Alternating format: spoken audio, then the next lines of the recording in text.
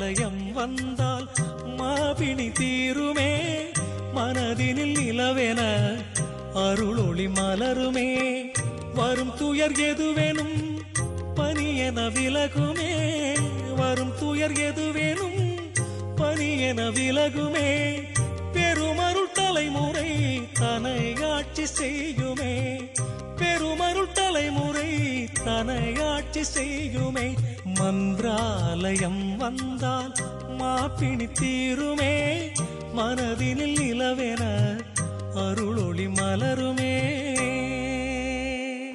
உள்ளத்தில் கோயில் கொண்ட நம் பகவானை பொன் காமராசரால் காணிமடத்தில் காண்கிறோம். ஆனால் உலக வரைபடத்தில் காணிமட மந்திராலயம் ஒளிரும் நாளோ வெகு அருகில்.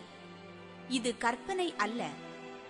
பிச்சைக்காரனாக தன்னை நமக்கு காட்டிய அருள் குபேரனாம் யோகிராம் சுரத்குமார் வாழும் காணிமட மந்திராலய வளர்ச்சிக்கு நாம் செலவழிக்கும் காலமும் பொருளும் நிதியும் பகவான் அருளால் பல்கி பெருகி 100 லட்சமாகி கோடி தேடி நம் இல்லம் வரும். பெருமாள் வாழும் பெரும்பதியாம் திருப்பதி போன்றே பொன் காமராஜ் கண்ட நம் காணிமட மந்திராலயம் தென் திருப்பதியாய் மாறும். இக்காணிமட மந்திராலயம் வருபவர்க்கோ ஞானத்தில் இறுதி நிலை கிடைக்கும். விஞ்ஞானத்தை மிஞ்சும் மெஞ்ஞானம் காணும் காணிமட மந்திராலயம். இங்கு கோமாதா பூஜை, மழை வேண்டி பூஜை, மாந்தருள் சமாதானம் வேண்டி பூஜை, மதங்களுக்குள் ஒற்றுமை வேண்டி பூஜை, விளக்கு பூஜைகள் நடைபெறுகின்றன. இவர் உண்மையில் பிச்சைக்காரன்தான். ஆமாம், உலகாளும் உத்தமனிடம் அருள் பிச்சை பெற்று பொன் காமராசன் மூலம் நமக்களிக்கும் பெரும் பிச்சைக்காரன்தான். சுவாமி பொன் காமராசர் அவர்களின் சமூக தொண்டில் தன்னையும் இணைத்த கேரளா கவர்னர் ப. ராமச்சந்திரன் அவர்கள்.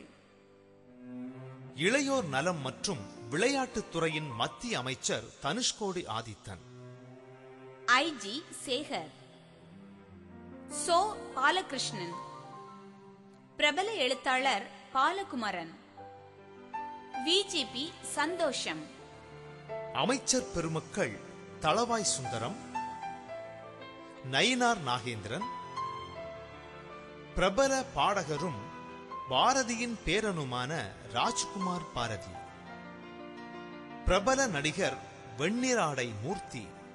இவர்களெல்லாம் நம் சுவாமி பொன் காமராஜ் அவர்களின் ஆன்மீக பணியால் ஈர்க்கப்பட்டு காணிமடம் வந்தும் தங்கள் பகுதிகளுக்கு சுவாமியை அழைத்தும் அருளாசி பெற்றவர்களுமாவார்கள்.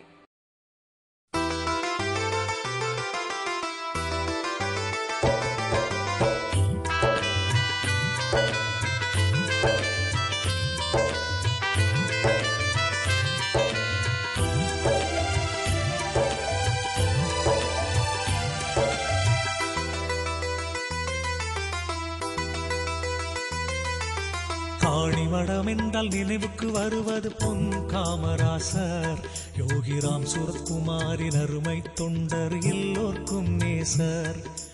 காணிமடம் என்றால் நினைவுக்கு வருவது பொன் காமராசர், யோகிராம் சுரத்குமாரின் அருமை தொண்டர், எல்லோர்க்கும் நேசர். நாளும் பொழுதும் குருவின் நாமம் பாடும் தாசர், நாளும் பொழுதும் குருவின் நாமம் பாடும் தாசர், அவர் பாதம் தன்னை தலையில் தாங்கும் அன்பு விஸ்வாசர்.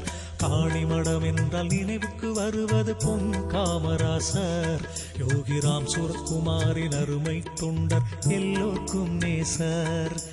காணிமடம் என்றால் நினைவுக்கு வருவது பொன் காமராசர், யோகிராம் சுரத்குமாரின் அருமை தொண்டர், எல்லோர்க்கும் நேசர்.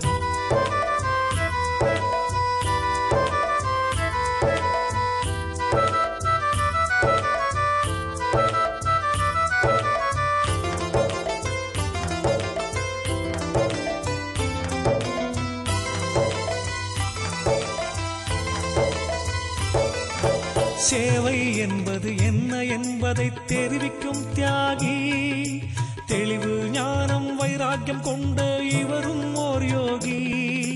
தேவையை எல்லாம் உதறி தள்ளி சிரிக்கும் பித்தர், தேவையை எல்லாம் உதறித் தள்ளி சிரிக்கும் பித்தர், திருவண்ணாமலை விசிறி சாமியிடம் சிக்கிய சித்தர். காணிமடம் என்றால் நினைவுக்கு வருவது பொன் காமராசர், யோகிராம் சுரத்குமாரின் அருமை தொண்டர், எல்லோர்க்கும் நேசர்.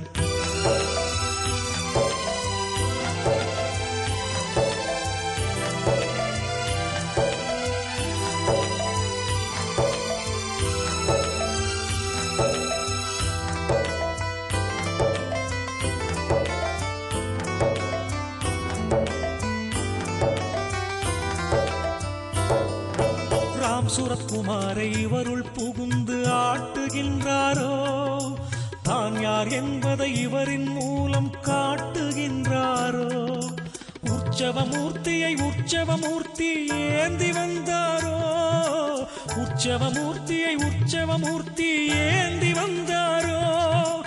அவர் யார் இவர் யார், குருவும் சீடனும் ஒன்றென்றாரோ. காணிமடம் என்றால் நினைவுக்கு வருவது பொன் காமராசர், யோகிராம் சுரத்குமாரின் அருமை தொண்டர், எல்லோர்க்கும் நேசர்.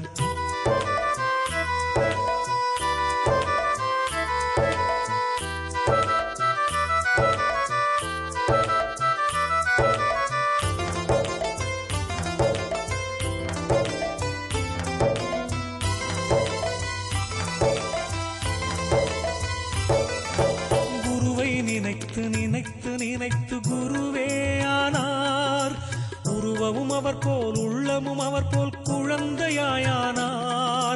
உறக்கமும் மறந்து ஊர் ஊர் திரிந்து அவர் புகழ் உரைப்பார், உறக்கமும் மறந்து ஊர் ஊர் திரிந்து அவர் புகழ் உரைப்பார். கலக்கம் நீக்கி இலக்கை காட்டி விளக்கமாயிருப்பார். காணிமடம் என்றால் நினைவுக்கு வருவது பொன் காமராசர், யோகிராம் சுரத்குமாரின் அருமை தொண்டர், எல்லோர்க்கும் நேசர்.